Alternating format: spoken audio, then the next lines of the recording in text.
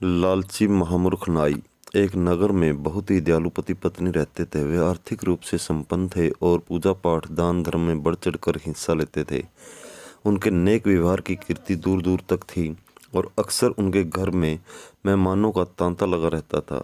समय कभी एक सा नहीं रहता है। एक बार उनके ऊपर घोर विपत्ति आ जाती है और वे कंगाल हो जाते हैं।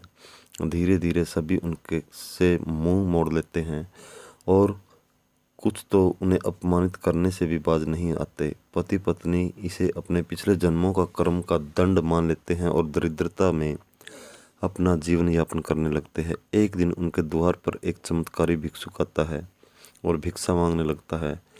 घर में कुछ नहीं होता। पति पत्नी असमंजस में पड़ जाते हैं कि भिक्षुक को क्या दान दें।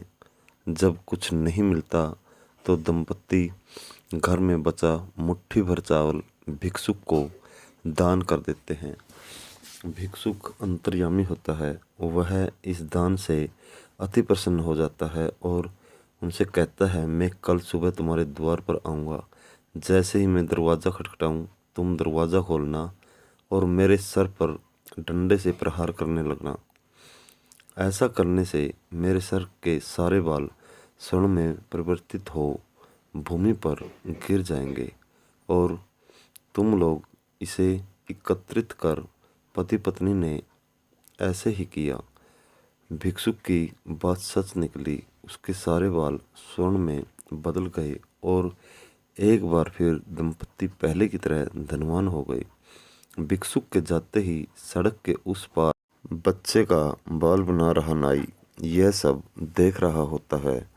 वह मन ही मन सोचता है, अच्छा तो ये है इसके धनवान होने का राज। ऐसे तो मैं भी धनवान बन सकता हूँ। और ऐसा सोचकर वह शहर के एक जाने माने भिक्षुक के पास जाता है और अगले दिन सुबह सुबह उन्हें अपने घर भोजन पर आमंत्रित करता है।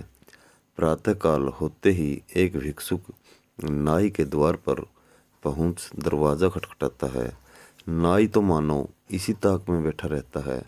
वह फौरन दरवाज़ा खोलता है और भिक्षुक के सर पर प्रहार करने लगता है। देखते देखते भिक्षुक लहूलुहान हो जाता है।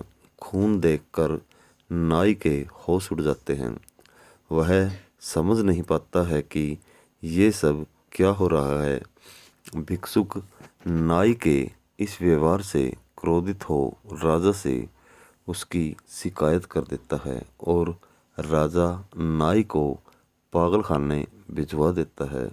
दोस्तों, इस प्रकार की चटपटी कहानियाँ सुनने के लिए हमारे चैनल को सब्सक्राइब करें और बेल आइकन को प्रेस कर लें ताकि आगे आने वाली वीडियो का नोटिफिकेशन आपके पास पहुंचता रहे।